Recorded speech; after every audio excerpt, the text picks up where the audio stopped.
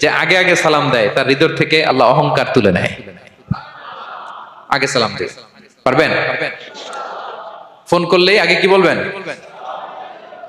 বাসায় ঢুকেই আগে কি বলবেন? স্ত্রীকে আগে সালাম দিবেন, বন্ধুকে আগে সালাম দিবেন, বাসার কাজের লোকটাকে আগে সালাম দিবেন, আপনার ড্রাইভারকে আগে সালাম দিবেন, বাসার দারোয়ানটারে আগে সালাম দিবেন। ফকির একটা আসলে আপনি সালাম দিয়ে ফেলবেন। পারবেন? হৃদয় থেকে অহংকার ফেলে দিবে কে? আগে আগে আমরা সালাম দিব।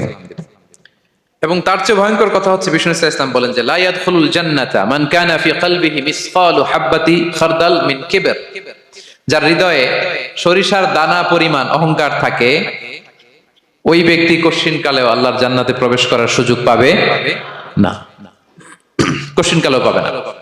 এর কারণ অহংকার আল্লাহর চাদর। অহংকার কার চাদর?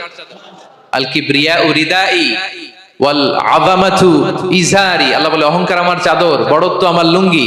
যে এগুলো ধরে টান দেয় তারে আমি জাহান্নামে নিক্ষেপ করব। ফালা উবালি, ফালা উবালি, আই ডোন্ট কেয়ার। আমি ওদিকে কেয়ার করি না, আমি তারে জাহান্নামে ফেলবো। সো অহংকার আমাদের সাজে না। আমি শুরুতেই তো বললাম আমাদের লাইফ সার্কেলটা একটু দেখাইলাম না যে ছিলাম কই, অস্তিত্বহীন থেকে দয়া করে মায়া করে তিনি আমাকে অস্তিত্বে এনেছেন। কত ছোট্ট, কত ক্ষুদ্র, কত নগণ্য, কত দুর্বল ছিলাম আমরা। আবার যৌবনের একটা পিরিয়ড কাটিয়ে, যৌবনের সময় তো কতটা দুর্বলতা বললাম, আবার সে দুর্বল, মানে দুর্বল থেকে দুর্বল। এই হচ্ছে আমাদের লাইফ স্টোরি, লাইফ হিস্ট্রি। তাহলে অহংকার আমাদের সাজে, অহংকার তার সাজে যার কোনো ক্ষয় নাই, যার কোনো লয় নাই, যার কোনো অভাব নাই। হ্যাঁ, গোটা বিশ্ব তার মুখাপেক্ষী, তিনি কারো মুখাপেক্ষী না, ঠিক কিনা?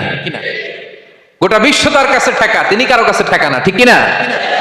গোটা বিশ্ব তাদের সার্ভাইভালের জন্য তার প্রতি মুখ থুবড়ে পড়ে থাকে, তিনি কারোর জন্য বসে থাকা লাগে। অহংকার সাজে তার। আর এই আল্লাহর অহংকারের চাদর ধরে যে টান দেয়, আল্লাহ বলে ওরা আমি জাহান্নামে ফেলবো, আর তাদেরকে আমি পছন্দ করি না। আল্লাহ তাআলা অহংকারীদেরকে পছন্দ করেন না।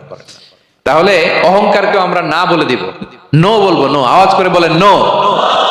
শুধু মুখে মুখে নো নাকি অন্তর থেকে?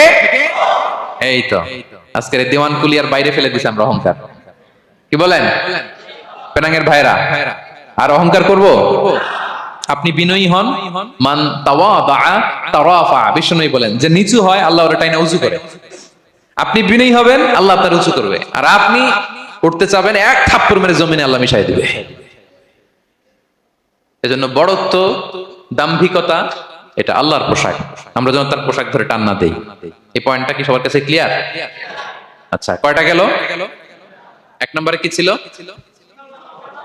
হ্যাঁ, সীমা লঙ্ঘনকারীকে আল্লাহ তাআলা পছন্দ করেন না। দুই নাম্বার, এই তো মনে রাখছেন, মাশাআল্লাহ, অনেক এনার্জেটিক অডিয়েন্স, খেয়াল রাখছে। আর শুরুতে বলছিলাম তো, মনে রেখে দিছে এজন্য যে ধরবে তো মাঝখানে।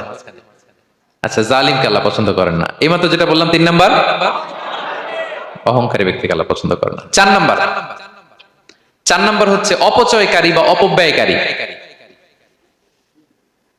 অপচয়কারী বা অপব্যয়কারী, এই শ্রেণীর ব্যক্তিকে আল্লাহ তাআলা পছন্দ করেন।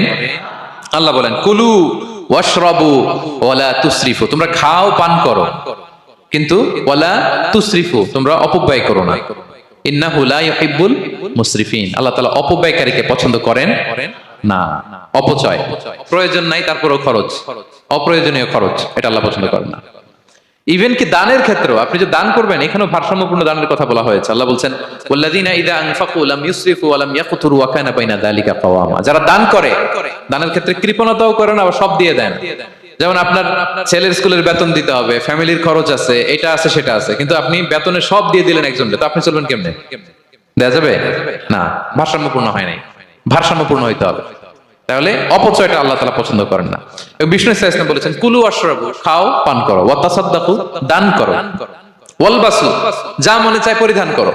ভালো পোশাক পরিধান করে আপনি আল্লাহর শুকর করবেন, কোনো অসুবিধা নেই।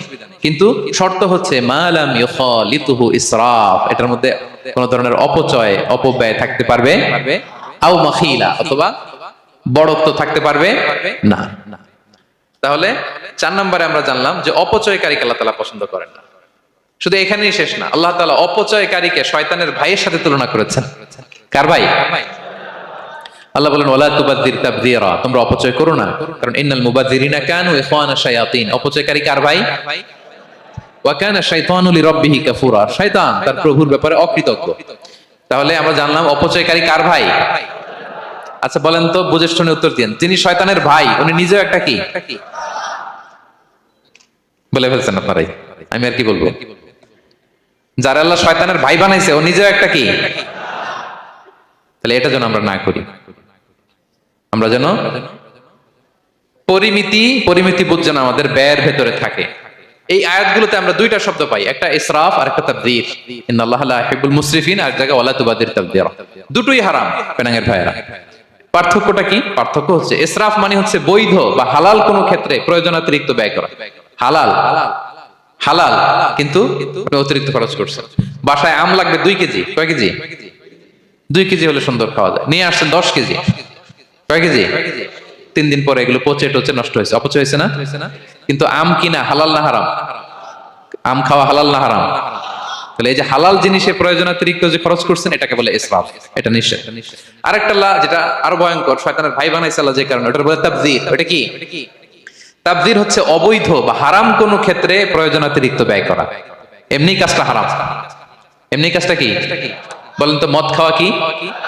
এখন ট্রাক ভর্তি করে মদ নিয়ে আসছেন।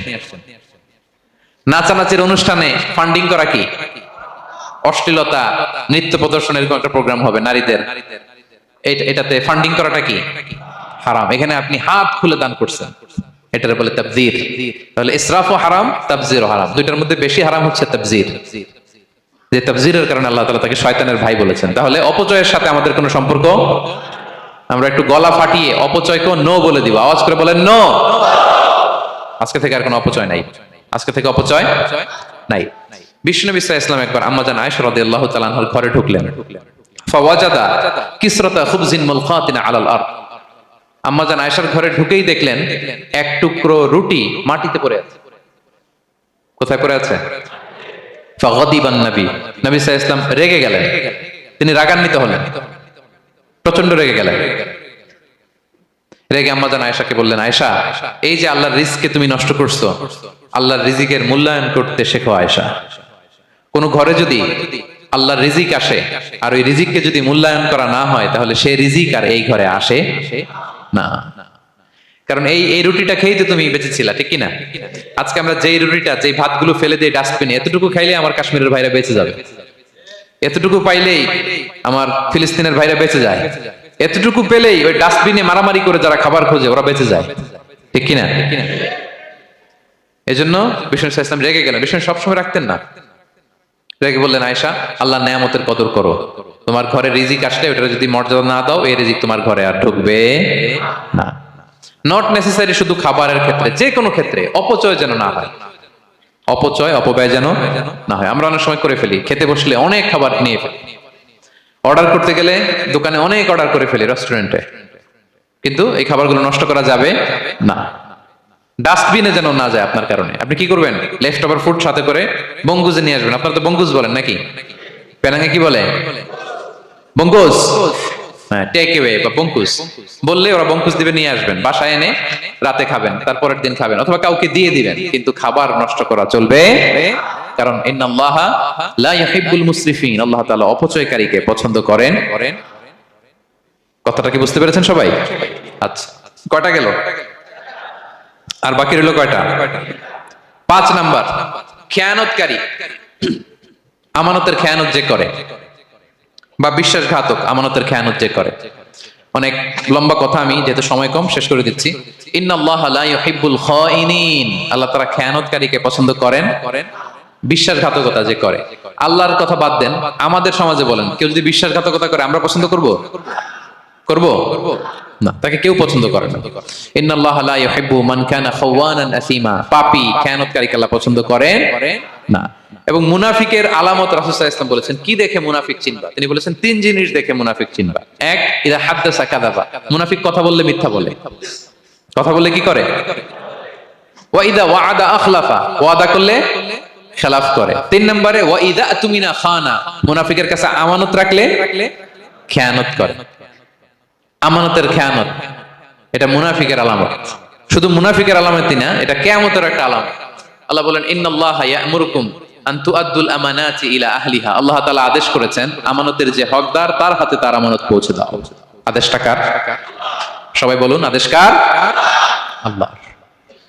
আমানতের খেয়ানত এটা মুনাফিকের আলামত এবং কিয়ামতের আলামত। এক বেদুইন এসে রাসূল সাল্লাল্লাহু আলাইহি ওয়াসাল্লামকে বলল, ইয়া রাসূলুল্লাহ মাতা সাআ, কিয়ামত কবে হবে? কি কবে হবে? কিয়ামত কবে হবে? রাসূল সাল্লাল্লাহু আলাইহি ওয়াসাল্লাম বললেন, ইযা দুইয়াতিল আমানাতু ফান্তাযিরিস সাআ, যখন আমানতের খেয়ানত শুরু হবে সমাজে তখনই কিয়ামত হবে। সে বলল, ইয়া রাসূলুল্লাহ কাইফা ইদাআতুহা, আমানতের খেয়ানত আবার কেমনে হয়? সহজ সরল মানুষ, আমানতের খেয়ানত হয় কেমনে? বিষ্ণু বললেন, ইদা উসিদাল আমরু ইলা গায়রি আহলিহি ফান্তাযিরিস সাআ, যে লোক যেই কাজের যোগ্য নয় তাকে যখন সেই কাজে বসিয়ে দেয়া হবে তখনই কিয়ামত হয়ে যাবে। এখন এটা আছে না নাই সমাজে বলেন? হ্যাঁ, যে যেই কাজের যোগ্য না সেই কাজ সে পায় না। সবাই বলেন তো, যে যেই চেয়ারে বসার যোগ্যতা রাখে না ওই চেয়ারে সে বসে কি বসে না? নেতা হওয়ার যোগ্যতা নাই, নেতা হয়ে গেছে। পদের যোগ্যতা নাই, পদ পেয়ে গেছে। চাকরির যোগ্যতা নাই, ওই যে উপর থেকে ফোন আসছে, ফোনের ঠেলায় চাকরি হয়ে গেছে। দেশেরও 12টা বেজে গেছে। এইভাবেই আমানতের খেয়ানত হয় প্রিয় ভাই।